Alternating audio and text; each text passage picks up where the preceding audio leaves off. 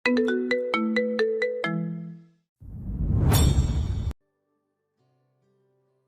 যে কন্যা ভাইজান, আপনি যা করেন তাই আমার কাছে ঠিক।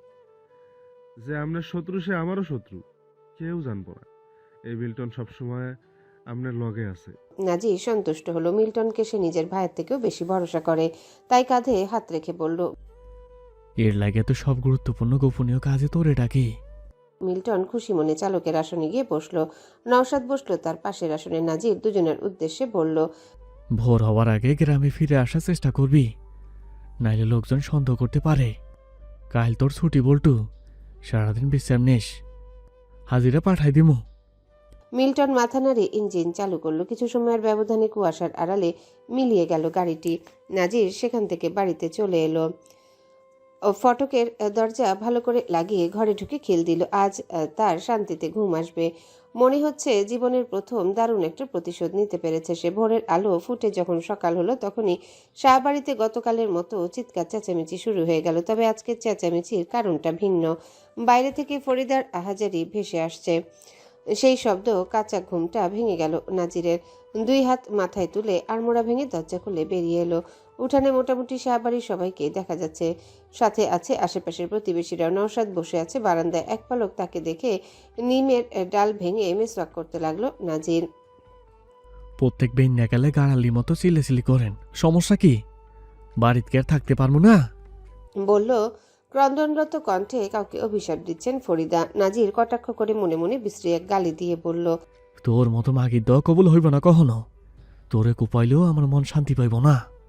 সামিউল আর শাহরিয়ার মিলে পুরো বাড়ি আরেকবার চক্কর দিয়ে এসেছে। পেছনের ফটক দিয়ে যে গরুগুলোকে নিয়ে যাওয়া হয়েছে তা তারা নিশ্চিত। তবে নীলকে এত সাহসকার একজনের পক্ষে এমন কাজ করা তো সম্ভব নয়। তবে এ যে কোনো ধুরন্ধর চোরের কাজ তা আর বুঝতে বাকি থাকে না। সামিউল বলল, কাল রাইতে মনে হয় ডাক আঙ্গ গোয়ালের 2টা গরু লয়ে গেছে, লগে একটা গাইও আছিল।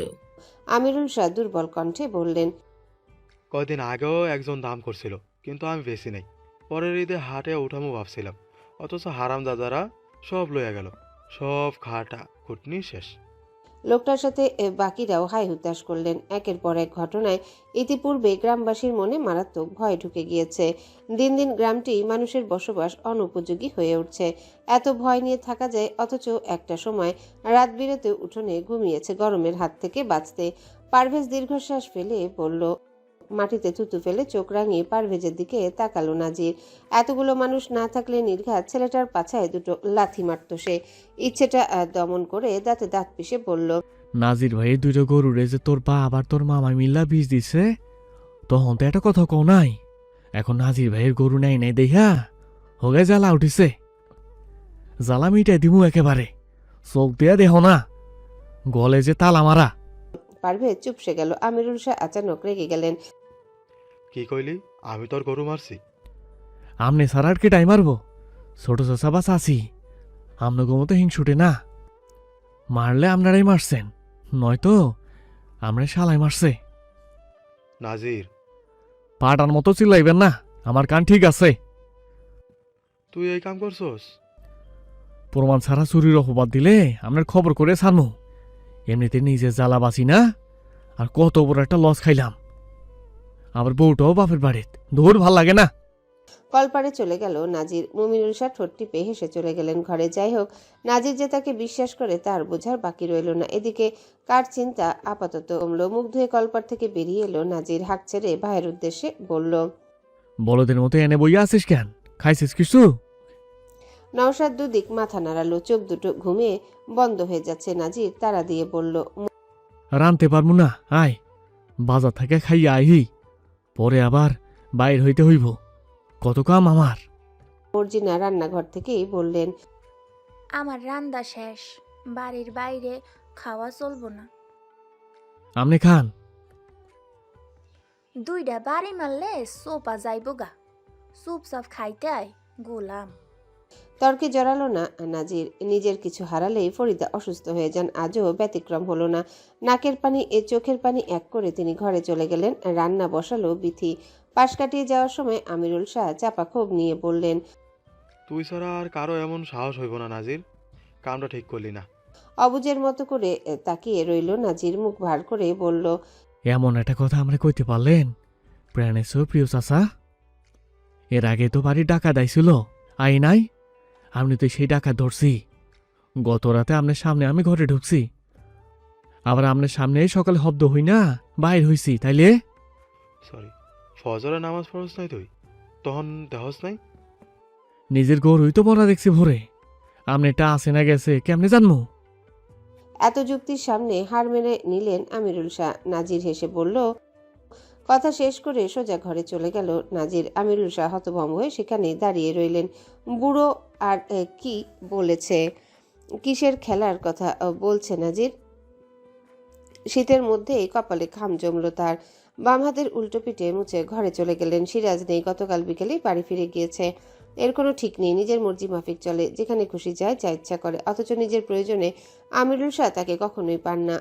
আকবর মিয়ার মৃত্যুর আজ ৩য় দিন। বাড়ির সবকিছু আপাতত স্বাভাবিক। রান্নাঘরে রান্না চলছে, খাওয়া দাওয়া হচ্ছে, একে অন্যের সাথে কথোপকথন চলছে, দৈনন্দিন জীবনে সব কাজকর্ম চলছে। শুধু সৈয়দুন্নেসার জীবনটাই স্বাভাবিক হয়নি। একজন বয়োজ্যেষ্ঠর মৃত্যুর শোক গেঁথে আছে সবার মনে। সারাদিনের কাজ শেষে বাড়িতে গিয়ে গোসল সেরে খাবার খেলো নাজির। বিশ্রাম না নিয়ে ফিটফাট হয়ে সোজা চলে এলো শ্বশুরবাড়ির ফটকের সামনে। কালো রঙের লোহার দরজা হাট করে খোলা, ভেতর থেকে ভেসে আসছে পুরুষদের কথাবার্তা। এত সেত না ভেবে গলা ঝেড়ে ভেতরে প্রবেশ করতে নাজিরের ললাটে ভাঁজ পড়ল। উঠানের একপাশে তৈরি বাঁশের মাচায় বসে আছেন কয়েকজন লোক, চেনা বলতে শুধু 2 জন। ভদ্রতার সহিত সবার উদ্দেশ্যে সালাম দিল নাজির। সবাই সালামের জবাব নিতে সুজনের উদ্দেশ্যে বলল, খেলা এখনো শুরু হয়নি বড় চাচা, যখন শুরু হইব তখন আর অংশগ্রহণ করার সুযোগ পাইবা না, মনে আছে? একবার আমি আপনারে কইছিলাম আমি আমার বাপের মতন না, আজ আবারও কইতেছি, তবে একটা ভুল ধরায় নিতেছি, আমি আপনার মতো না। বইরা একদিন আমারে কইল, তুই একেবারে তোর দাদার মতন হইছস নাজির, একেবারে সৎ সাহসী, মিথ্যের একেবারে তোর পায়ে নিচে ফেলার ক্ষমতা আছে তোর। আমি সেদিন অনেক ভাবলাম, দেখলাম আসলেই আমি দাদার মতন হইছি, কারণ আমার চাচারা তো অমানুষ, মিথ্যুক ভিতু, তারা অন্যায় করে লুকাইয়া, কিন্তু আমি যা করি সবার সামনে দিয়া। আমার বউ কই, ডাক দেও। সবার কৌতূহল দৃষ্টি তার দিকে স্থির। সুজন বসা থেকেই বলল, লয়ে যেতে আইসোস? বাড়ির অবস্থা কেমন জানোসই তো, কয়টা দিন থাকুক। পরে না হয় আবার আইয়া বেড়াইয়া যাইব, এখন আমার বউটা আমার ফেরত দাও। সুজন দীর্ঘশ্বাস ফেলল। এই ছেলের কথার ধরন আর কখনো বদলাবে না। ইলিয়াস হোসেন জিজ্ঞাসা করলেন। সুজন উত্তর দেওয়ার আগেই মাহবুব বলে উঠল, নাতিন জামাইকে চিনতে পারছেন না মিস্ত্রির জামাই? মামা নানা মামাতো ভাই উভয়ে বেশ অবাক হলেন। বিয়েতে উপস্থিত থাকলেও নাজ্জামাইয়ের মুখ ইলিয়াস হোসেন ঠিক করে দেখেননি, তাই চিনতে বেশ অসুবিধা হলো। ইতিমধ্যে সিফাত মারফত অন্দরে তার আগমনের খবর পৌঁছে গিয়েছে। এত মানুষের ভিড়ে মিস্ত্রি আর লজ্জায় এলো না। কাশেম আলী বেরিয়ে এলেন, মুখ বেজার করে বললেন, মোর সিলি কই, ভেতরে আয়, মাইয়া এহেন দিব না। নাজির অবাধ্য হলো না। সৈয়দুন্নেসার সঙ্গে একটু দেখা করার ইচ্ছে আছে। আকবর মিয়ার সঙ্গে নদীর ধারে সেদিন কথা বলে সে বুঝেছিল বুড়ো বুড়ি এই যুগে শিরিন ফরহাদ।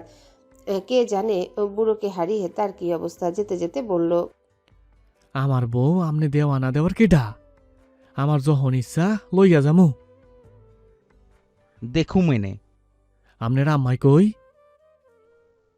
দেখুম নেই, ঘরে আয়। কথা বলতে বলতে দুজনেই দালানের ভেতরে চলে গেল। আরিফের বাবা বললেন, বাবা, পোলার বয়স দেহি অল্প, মনে হয় মাসুমের বয়সী হইব। সুজনের প্রতি উত্তরে বলল, ওর থেকে একটু বড়, রুহুলের পিঠাপিঠি। আপনারা কি ভাবছিলেন বয়স্ক নাকি? ছোট মামা মাথা নাড়ালে। আমাগো দাদা জানে কখনো কাউরে লইয়া বাড়িতে গুণগান করে না, যতটুকু ঠিক ততটুকুই কন। শুরুতে আমাগো মতামত আসিল না, পোলা ভালো হইল রক্তটা তেড়া, তাই ভাবছিলাম হয়তো মিস্ত্রি সুখী হইব না, কিন্তু পরে এসা হুশ ফিরল। আমাগো দাদা যান কখনো নিজের পরিবারের মানুষের লইগা ভুল সিদ্ধান্ত নিতেই পারেন না। ভেতরে গেছে, কথা শেষ কইরা আসুক। সৈয়দুন্নেসা খাটে হেলান দিয়ে বসে আছেন। পাশেই বসা মিস্ত্রি পারুল আর বেআইন সেলিনা। কাশেম আলী অনুমতি নিয়ে ভেতরে প্রবেশ করলেন। পারুল ঘর থেকে চলে গেলেন। নাজিরের চোখাচোখি হলো মিস্ত্রির সাথে, ইশারায় কিছু বলতে সেও ঘর থেকে চলে গেল। সেলিনা সালামের জবাব নিয়ে বললেন, নাচ জামাই না? বৃদ্ধাকে চিনতে পারল না নাজির। কাশেম আলী বললেন, মিশ্রির নানি তোর নানির শাশুড়ি। তার সঙ্গে বেশ কিছুক্ষণ কথা বলে সৈয়দুন্নেসার সঙ্গে কথা বলল নাজির। বৃদ্ধার মনের অবস্থা ভালো না, একটু পরপর শুধু আঁচল দিয়ে চোখ মুছেন। বেঁচে থাকাকালীন সবার থেকে পেয়েছেন সম্মান, আর মৃত্যুর পর সবাই তার জন্য ফেলছে চোখের পানি। অথচ তার বাপ দাদা কপাল কতটা খারাপ না, সবচেয়ে খারাপ তার মায়ের কপাল। ভদ্রমহিলা ন্যায্য বিচার পেলেন না, সম্মান পেলেন না একটু মাটি। সেখানে আর বেশিক্ষণ বসে থাকতে পারল না সে। ঘর থেকে বেরিয়ে আসতে আবারও মিস্ত্রির দেখা পেল। গ্রিল ধরে দাঁড়িয়ে আছে। নাজির বলল, জামাই ছাড়া থাকতে কষ্ট লাগে না? যাও, তোরই হই আইও, বাড়ির যামু। কাশিম আলী পেছন থেকে বললেন, আমার অসুখ, আব্বার ছাড়া একটু থাকতে পারতো না? কেইরে তো হের লগে থাকা প্রয়োজন। আমনে গো বাড়ি তো মাইয়া মানুষের অভাব নাই, কিন্তু আমার ঘর বাড়ি তো খালি পড়ে রইছে। কাল 2টা গরু মরছে, ঘরের কি অবস্থা, রান্নাঘর খালি। এইসব ঝামেলা না থাকলে নিতে আসতাম না। কাশিম আলী বুঝলেন তার পরিস্থিতি, বললেন, তাও ঠিক, আইজার রাইতটা শুধু থাকুম, মিলাদের পর লইয়া যাইস। আর দ্বিমত করল না নাজির। এক পলক স্ত্রীর দিকে তাকিয়ে ধীর পায়ে শ্বশুরের পেছনে হাঁটা ধরল। মিস্ত্রি আবারও চলে গেল দাদির কাছে। কাশিম আলী বললেন, আব্বা কি হয়েছিল মনে আছে? কত কথাই তো কইছে, কোনটার কথা কন? নওসাদের বিয়ার কথা। তালাকের বেশি দিন হয় নাই, এখনো ওই কিছু বলতে পারে নাই। লোকে পারিবারিক ঝামেলা তো আছেই, তার উপরে বেকার। আমি এখন চাইতেছি যে কোনো উপায়ে দেশের বাইরে পাঠিয়ে দিতে। দেশের বাইরে পাঠাইয়া দিলে কি সব সমস্যার সমাধান হইয়া যাইব? বিয়ে করলেই বুঝি সমাধান হইব?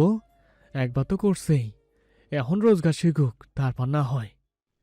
সুযোগ কিন্তু সবসময় আইসে, সুযোগ কিন্তু সবসময় এই যে না, ওই বিয়া ভুল আসিল, তাই বইল্লা পরেরটা ভুল হইব, তার কি নিশ্চয়তা আছে? সুযোগ? বাপের এক পোলার হইয়া আমার আব্বা এই গ্রামে এত বড় পরিবার গঠন কইরা কেমনে টিকা থাকতে পারছে জানোস? বুদ্ধির লইয়া জীবনে একলা একলা বহুদূর এগানো যায় না, লগে শক্ত বন্ধন ঠাহা কাবানোর সফল না। তোর চাচার তোগো থাকতো শক্তিশালী, কারণ তোগো সন্তান আছে, বুদ্ধি আছে, ক্ষমতা আছে, পরিবার আছে। তোর কি আছে? নাজির উত্তর দিতে পারল না। কাশিম আলী শ্বাস ফেলে বললেন, প্রথম যখন আব্বা তোর লগে আমার মিছরির বিয়া ঠিক করেছিল, তখন ভাবছিলাম হয়তো তোর মাধ্যমে ওর বাড়িতে ঢুইক্কা তোগো থাইক্কা আমাগো বেইজ্জতির প্রতিশোধ নিব। কিন্তু পরে জানলাম বিয়ার মূল কারণ তোর পায়ের তলা জমিন মজবুত কইরা লইগ্গা তার একটা সিদ্ধান্ত। জিগাবি কেমনে? তুই একটু চিন্তা করলেই বুঝবে যাবি। মানুষের শক্তি ক্ষমতা বাড়ানোর লইগ্গা ক্ষমতাশালী পরিবারের পোলা মাইয়ার বিয়া দিয়া সম্পূর্ণ মজবুত করত। এই যে আমাগো বাড়িতে প্রত্যেকটা মাইয়ার নামজাদা বাড়িতে বিয়া হইছে, বড় বুবু তমিজার বিয়া হইছে মাইনার বেশ নামকরা রইস পরিবারের, মেজবুবু আবদারের বিয়া হইছে কালীগঞ্জের প্রভাবশালী খাবাড়ির বড় পোলার লগে, সরলার বিয়া হইসা ভইয়া বংশে। কিন্তু জামাইটা অল্প বয়সেই মইরা যাওয়ার হের আইজ এই দুর্বস্থা। ভাইজানের দূর মাইয়ারও তো বড় পরিবারে বিয়া হইছে। আমার শ্বশুরবাড়ির মাইন্সে শিক্ষিত, ভাইজানের ভাইয়ারা রাজনীতি করে। এইগুলো হইল আমাগো শক্তি। এর লাইগাই করো সাহস নাই সরাসরি আমাগো ক্ষতি করার। তো পারিবারিক কাহিনী হই না, আমি কি করবো? না হলে বুঝবি কেমনে? মেজদুল্লা ভাইয়ের 2 মাইয়া 1 পোলা, বড়জানের বিয়া দিচ্ছে ভোগড়া গোড়ামের চেয়ারম্যান নাতির লগে। কয়েকদিন পর চেয়ারম্যান হইব পোলার বাপে। হেরাখা বংশের মানুষের খুব প্রভাবশালী। ভাব একবার যদি নওসাদের লগে হের মাইয়ার বিয়া হয়, তাহলে আত্মীয়তার সম্পর্ক কতটা মজবুত হইব। আওয়াজ আওয়ার লাইগাই থাকব। এইদিকে আমরা আসি, ওইদিকে খা বংশ, শক্তি বাড়ব। তোর চাচার কিছু করার আগে 10 বার ভাবব। 2 বইনেই এক পরিবারে মিলেমিশে কইরা সংসার করব। পরে বিদেশে পাঠাইতে হইলে না হয় পাঠাইস। নাজির সতর্ক হয়ে কিছুক্ষণ ভাবলো। আচানক মনে পড়ে গেল বুড়োর সেদিনকার কথা। তার মানে বলল, সব জানার পরও মাইরের বাপ রাজি হইব কেন? না হওয়ার কারণ নাই।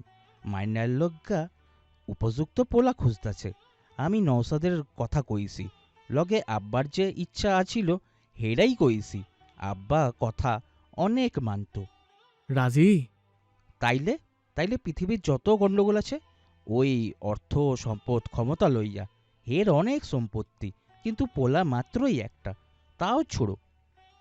হেইগুলো চাচাতো ভাই থাইক্কা রক্ষার লইজ্ঞা তো মাইয়া জামাই এহেন একমাত্র ভরসা। নয়সাদের কাছে মাইয়া দিলে হেই মাইসা আমাগো গ্রামে আমাগো কাছেই থাকবো। তো রাজি হইব না কেন?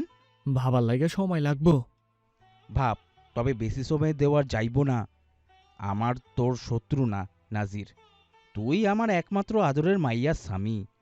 তোর ক্ষতি কইরা আমাগো কি লাভ? কাগো লাভ তা তুই ভালো কইরাই জানোস। আমার মিসিরির ভালো লইগা যত দূর যাওয়া প্রয়োজন আমি যামু। বিপরীতে নাজির নীরব রইল। আরিফের বাবা তখনই ডাকল, কি গো কাশেম, মায়া জামাইরে লয়ে পরিচয় করাইবা না? কাশেম আলী হেসে বললেন, আইসি আমাগো ভাগ্নি জামাই, আমি কি পরিচয় করামু? সরকারি কলেজের মাস্টার, তার এক বন্ধু আবার ডিজি। আমাকে মিস্ত্রির নিচের পোলার বউ হিসেবে গড়ে তোলার ইচ্ছা ছিল, কিন্তু আব্বা শেষ মুহূর্তে রাজি হন নাই। এর লগে খুব চতুরতার সাথে কথা কইতে হইব। নাজির হ্যাঁ না কিছুই বলল না, শুধু লোকগুলোকে দেখলো। ভর দুপুর, অথচ তেজি সূর্যকে আজ দেখা যাচ্ছে না কোথাও। আকাশটা মেঘলা, যেদিকে চোখ যায় সেদিকে সফেদ কুয়াশায় ঢাকা। শুক্রবারের জুম্মার নামাজ শেষে মসজিদে মিষ্টি বিতরণের মাধ্যমে শেষ হলো মরহুম আকবর মিয়ার মৃত্যু পরবর্তী 4 দিনের মিলাদ। আত্মীয় স্বজন যারা এলো তারা মিলাদ শেষে চলে গেল নিজেদের গন্তব্যে। মসজিদ থেকে বের হতে নাজির নওশাদের পথ রোধ করে দাঁড়ালেন নজরুল আলম এবং কাশেম আলী, দুই ভাই। তাদের সঙ্গে অলিউল খানের পরিচয় করিয়ে দিলেন। বিশেষ করে নওশাদকে। লোকটার হাবভাব দেখে বুঝাই গেল ছেলেটাকে যে বেশ মনে ধরেছে তার। কথাবার্তা শেষে ভিন্ন পথ ধরল দুজন। নওশাদ মিনমিন করে বলল, লোকটার হাব ভাব খুব একটা সুবিধা লাগলো না। অদ্ভুত দৃষ্টিতে তাকিয়ে আমায় দেখছিল। কি কথা হয়েছে তোমাদের মধ্যে? পেছনে 2 হাত রেখে সামনে তাকিয়ে নাজির হাঁটছে। প্রতিউত্তরে সরাসরি বলল, তোর বিয়ের ব্যাপারে কথা হইছে? নওশাদ পথিমধ্যে থেমে দাঁড়ালো। অবাক হয়ে জিজ্ঞাসা করলো, মানে? ওই লোকের নাম অলিউল্লাহ, তোর ভাবির মেজু ফুপা। তার মাইয়ার লগে তোর বিয়ের প্রস্তাব রাখছে আমার কাছে। তুমি কি বলেছ? এখনো কিছু কই নাই। না করে দিবে? কেন? মাইয়ার বংশ সবাই তো ভালা। তোর ভাবির ফুপা তো বোন লাগে। সংসারে অশান্তি হইব না। এক লোকে মিলেমিশে কইরা 2টা সংসার করব। তালাক হয়েছে মাস 6 হয়নি, এর মাঝে আবার বিয়ে? নীলি না কলি কি জানো নাম, হয়তো ঠিকই তালাকের পর বিয়ে করতে যেতেছে। তাহলে তোর কি সমস্যা? পুরুষ মানুষ এত দুর্বল হলে চলে না নওশাদ। প্রেম ভালোবাসা বলতে এই দুনিয়ায় কিচ্ছু নাই। যে তোরে যতটুকু গুরুত্ব দিবে তুই তারে ঠিক ততটুকুই গুরুত্ব দিবি।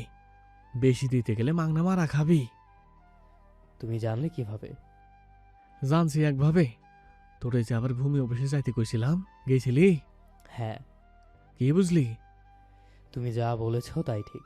জায়গা জমির পরিমাপ আমাদের ধারণার চেয়েও বেশি। মূল শহরের মধ্যেই বেশ কয়েক বিঘা জমি রয়েছে। কয়েকদিন পর তো দাম আরও বাড়বে। কার নামে? 2 চাচারই আছে, তবে বড় চাচার একটু বেশি। কিন্তু অবাক করা বিষয় হচ্ছে সিরাজ মামুরও কিছু শতাংশ সেখানে আছে। জানোয়ারের বাচ্চারে মামু কোষ না, মাথায় রক্ত উঠা যায়। আমি বুঝতে পারছি না এতগুলো সম্পদ তাদের নামে গেল কিভাবে। জমি জমা ভাগ হয়েছে তো দাদার মৃত্যুর পর, তাহলে আব্বা কেন পেল না? বলত, আব্বার টিপসই নিয়ে নিজ নামে সব করছে। আব্বা টিপসই দিবে কেন? তুই অকেজো, চলতে পারস না, স্পষ্ট করে কথা কইতে পারস না। তোর আগে পিছেও সাহায্য করার কেউ নেই, আছে শুধু ছোট ছোট 2টা পোলা। এখন আমি যদি বন্ধ ঘরে ঢুকা তোর দুর্বল আঙ্গুলটা ধইরা দলিলের মধ্যে নিজে নিজে টিপসই দেই, তাহলে কিছু করতে পারবি? যদি কই মুখ খুললে তোর পোলা 2টা মাইরে ফেলমু, তারপরেও কি মুখ খুলবি? বাপ হিসাবে সন্তানের প্রতি ভালোবাসা নাই? হতভম্ব হয়ে গেল নওশাদ। সেই সব জটিলতা নিয়ে এত গভীরভাবে ভাবতে পারে না। চোয়াল শক্ত করে বলল, ঝামেলা সব কয়টা। যেইটা করছি সেইটা করস। কথা বলে এসেছি, একটু সময় লাগবে। আর পাসপোর্ট অফিস গেছিলি? টাকা পয়সা লাগবো কত? আগে আগে না করলে সময় মতো জোগাড় করবো কেমনে? ভাষা শিখতে হইব, লেখাপড়া তো কম খরচ নাই। ইংরেজি তো পারস নাকি? আমি কোথাও যাচ্ছি না, তোমার সাথে এখানেই থাকবো। নাজির রেগে গেল। থপড়াইয়া তোমার আও বাইর করে দেমু। এখানে থেকে কি ছিড়বা? বেকার খাওয়া চলবো না, আর শত্রুর মাঝেও থাকার দরকার নাই। তুমি যা করো তাই করব, তবুও কোথাও যাব না। সব কষ্ট তুমি একাই কেন সারা জীবন বহন করবে? সব দায়িত্ব কি শুধু তোমার? দেখ নৌসাদ, তর্ক করবি না। এটাকে তর্ক বলে না, এমনিতে আমি স্বার্থপরের খাতায় নাম লিখিয়ে ফেলেছি। আমায় দিয়ে এসব আর সম্ভব নয়।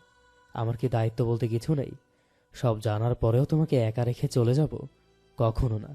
বাবা মা আমারও, এই সব কিছুর হিসাব নেওয়ার দায়িত্ব আমার আছে। থমকাতে গিয়েও নিজেকে সামলে নিল নাজির। ঘন ঘন শ্বাস ফেলে শান্ত হওয়ার চেষ্টা করলো, গম্ভীর স্বরে বলল, তোর সামনে দুইটা বিকল্প আছে, হয় বিয়ে কর, নয়তো বিদেশে যা। দুইটার কোনটা করবি তা তোর ব্যাপার। আর কোনো সময় তোরে দেওয়ার মতো হইব না। যা করার কর, তবে এই বছরে কর। আমার সময় লাগবে। হ, সময় লইয়া একলা একলা মরো।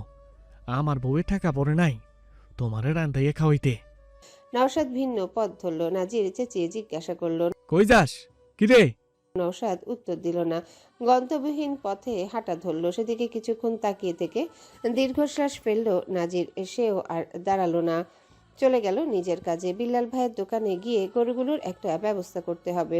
বিল্লাল ভাই হচ্ছেন মিষ্টি দোকানের মালিক, যেখানে প্রতিদিন নাজিরের খামার থেকে দুধ যায়। বাড়ি থেকে গরু হারানোর শোক এখনো যায়নি। তার মধ্যে এই ভাইটাকে নিয়ে যে সে কি করবে। সন্ধ্যার কিছুক্ষণ আগে মিস্ত্রির নানা বাড়ির সবাইও বরিশালের উদ্দেশ্যে রওনা দিল। পারুল রান্নাবান্না করে তাদের খাবার দিয়ে দিলেন। বাবা ডায়াবেটিস, বাইরে খাবার খেতে পারেন না। কিছু মুহূর্তের মধ্যে মাস্টার বাড়িটা হয়ে গেল শুনশান নীরব। মাহবুব চলে গেলেও ফাহমিদা গেল না। বাপের বাড়িতে কয়েকদিন সে থাকবে। মাগরিবের নামাজ পড়ে শ্বশুর বাড়ি এলো নাজির।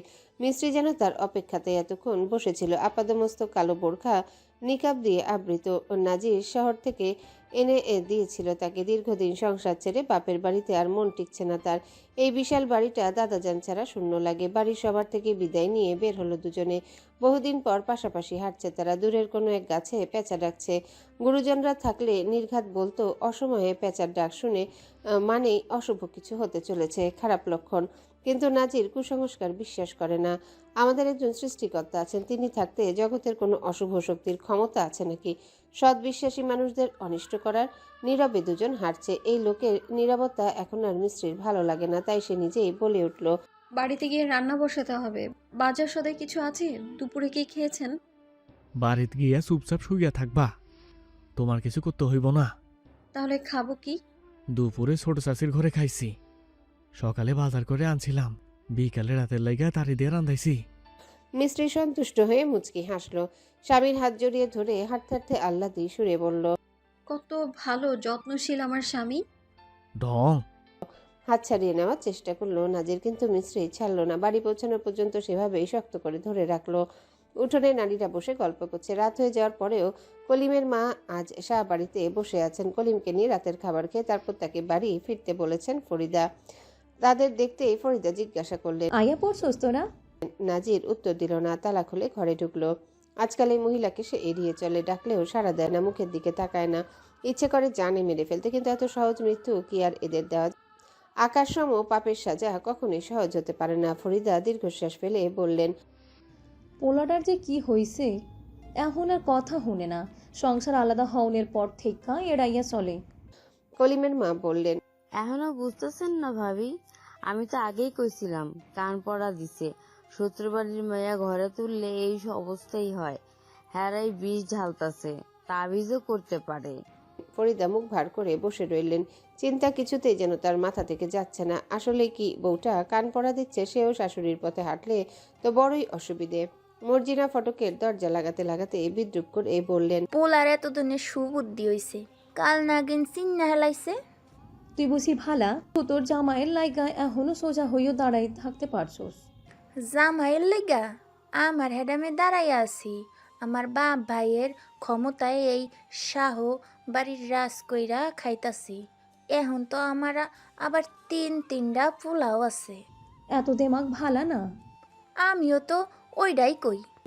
ফরিদা চোখ রাঙালেন। মর্জিনাটা বেশ বড় হয়েছে, সরাসরি কিছু বলতেও পারেন না, পাছে না আবার ঝামেলা পাকায়। বিড়বিড় করে বললেন, আগে জানলে এইটারে রাস্তা থেকে সরাইতাম।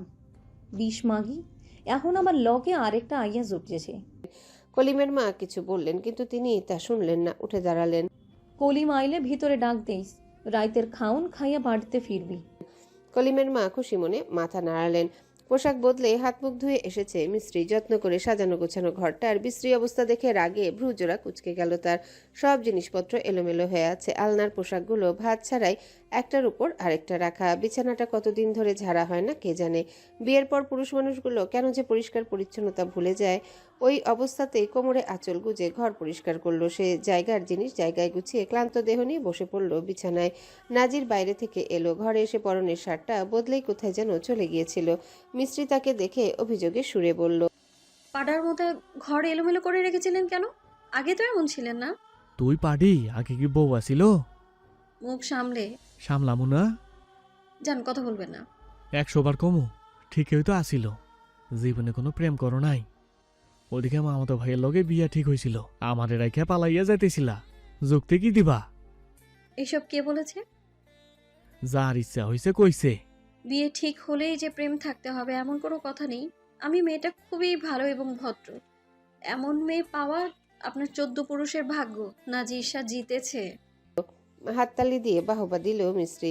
নাজির মুখ বাঁকিয়ে ভিঞ্চি কাটলো। আলমারি থেকে একটা মোড়ানো ছাপা কাগজে বের করে পাশে বসলো। সরু চোখে তাকিয়ে তার কাজকর্ম দেখছে মিস্ত্রি।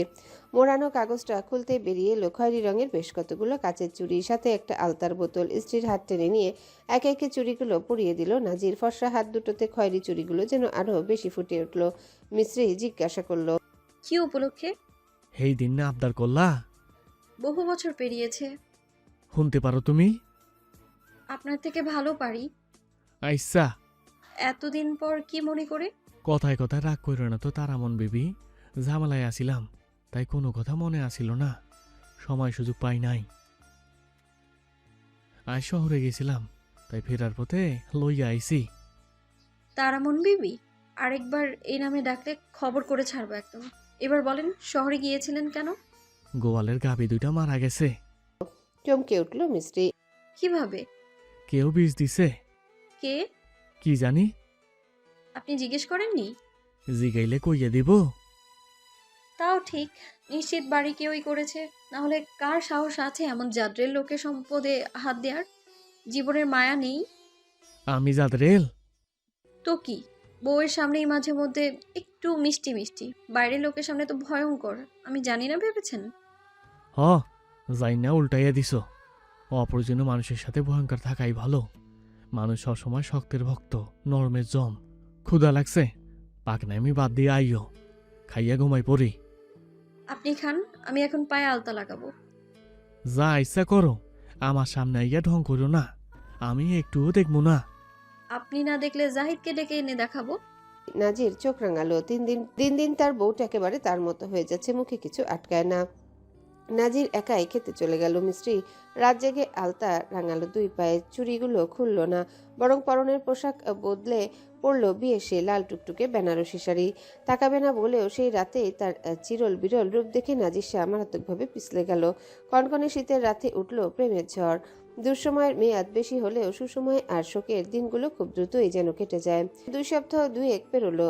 ধরায় আগমন ঘটল হাড় কাঁপানো শীতে। শহরের তুলনায় গ্রামে শীত পড়ে একটু বেশি, তবুও চারিদিকে বিরাজ করছে খুশির জোয়ার।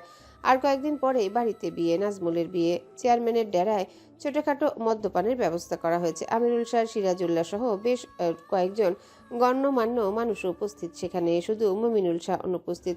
মর্জিনা নেশাপানি খাওয়া পছন্দ করেন না, এই জন্যে বিয়ের পর বটি নিয়ে একবার তাকে তাড়াও করেছিলেন। শ্বশুরবাড়ি খবর পৌঁছে যাওয়ার পর শ্বশুরমশাই এসেও জামাতাকে শাসিয়ে গিয়েছিলেন। যদিও তিনি এখন আর বেঁচে নেই, তবে তার 2জন ছেলে আছে। মেয়েটার তেজও কমেনি। সিরাজুল্লাহ 1 বোতল ইতিমধ্যে শেষ করেছেন। মাতাল অবস্থায় বললেন, বুইরে মরছে, চারদিকে শান্তি ফিরে আইছে। বেশি সৎ মানুষের লেগে এই দুনিয়া না। আতাউর রহমান তাল মিলিয়ে বললেন, তবে দেরি কইরা ফেলছে, জীবনটা জ্বালাপালা কইরা দিছে। আতাউর, এইটা কারণ না কান ওইডা কারোর ক্যান সং থাকো হেনতের। অমিরুল শাহ আজ বেশি একটা খাননি, মাত্র 1 গ্লাস খেয়েছেন। বিরক্তি প্রকাশ করে বললেন, হ্যালো বন্ধুরা, পরবর্তী পার্ট খুব তাড়াতাড়ি আসবে, তো সবাই অপেক্ষায় থাকো। আর চ্যানেলটি যারা এখনো সাবস্ক্রাইব করনি তারা পরবর্তী পার্ট দেখার জন্য চ্যানেলটি সাবস্ক্রাইব করে রেখো। ধন্যবাদ সবাইকে, আমাদের সাথেই থেকো।